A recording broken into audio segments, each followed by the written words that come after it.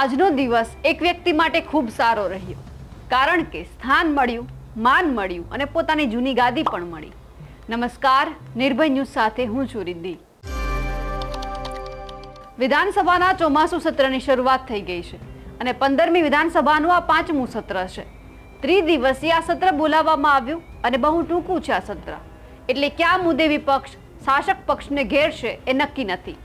પણ વિપક્ષ આક્રમક મૂડમાં તો જોવા મળી જ રહ્યું છે. વિપક્ષ પરથી યાદ આવ્યું કે હમણાં જ બે કોંગ્રેસના દિગ્ગજો માન, સન્માન અને ભાજપમાં જોડાયા અને ભાજપે હરખભેર પણ આવકારી લીધા. પણ એ ભાજપ છે સાહેબ, ક્યારે કોને કેટલું માન આપવું, સન્માન કરવું, પદ આપવું એ બધું જ તે સારી રીતે જાણે છે. પણ અત્યારે તો આ બધામાં કોંગ્રેસના પક્ષપલટુ નેતા અર્જુન મોઢવાડિયાને પદ પણ સારું મળ્યું છે. જોઈતી હતી એ ગાદી પણ મળી ગઈ અને પહેલી હરોળમાં સ્થાન પણ મળ્યું.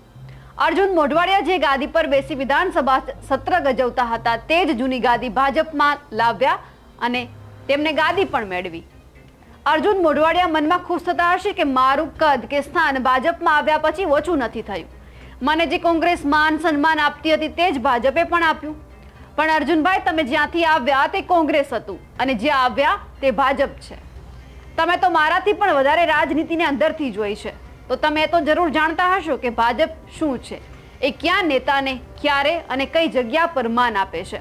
તમે જે વિધાનસભા સત્રની અંદર જે ગાદી પર અત્યારે તમે બેઠા છો અને મનમાં હરખાવશો કે મને એક જ માન અને ગાદી મળી, તો એ પણ યાદ રાખજો કે તમે આ જ ગાદી પર બેસી ભાજપને ગાળો ભાંડતા હતા, સવાલો કરતા હતા અને આક્રોશમાં આવતા હતા અને જવાબો પણ માંગતા હતા.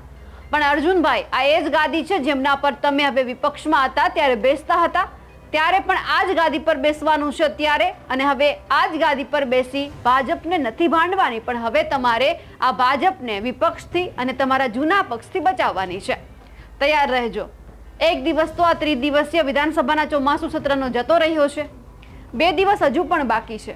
સત્ર ટૂંકું છે, પણ તમારે વિપક્ષની ગાળો ખાઈ ભાજપની વાહવાહી તો કરવી જ પડશે. હવે તમારે સરકારને ભાંડીને નહીં, પણ સરકારને બચાવ કરીને જવાબ આપવાના છે. અત્યાર સુધી તમે સવાલો કરતા હતા, હવે તમારે જવાબો આપવાનો વારો છે.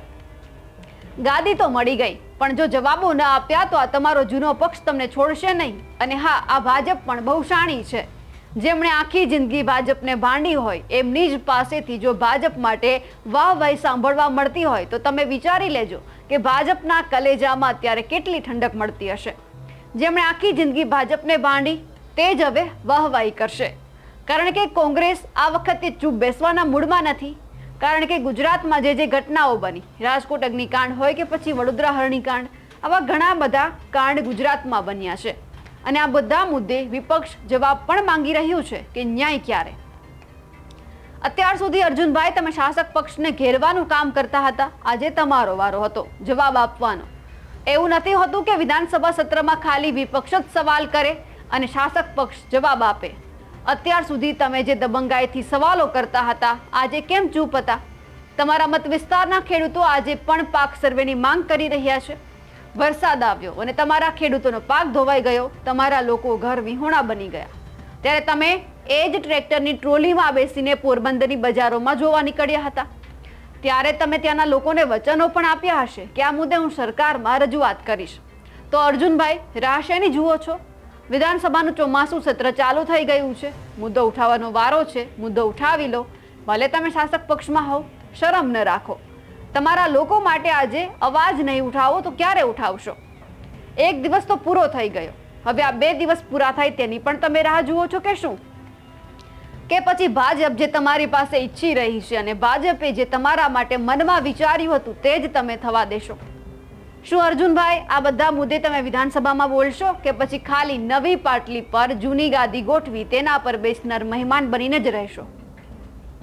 અમારા અહેવાલ વિશે આપનું શું કહેવું છે કમેન્ટ કરીને ચોક્કસથી જણાવજો. સાથે જ નિર્ભય ન્યૂઝને લાઇક, શેર અને સબસ્ક્રાઇબ કરવાનું ભૂલશો નહીં. નમસ્કાર.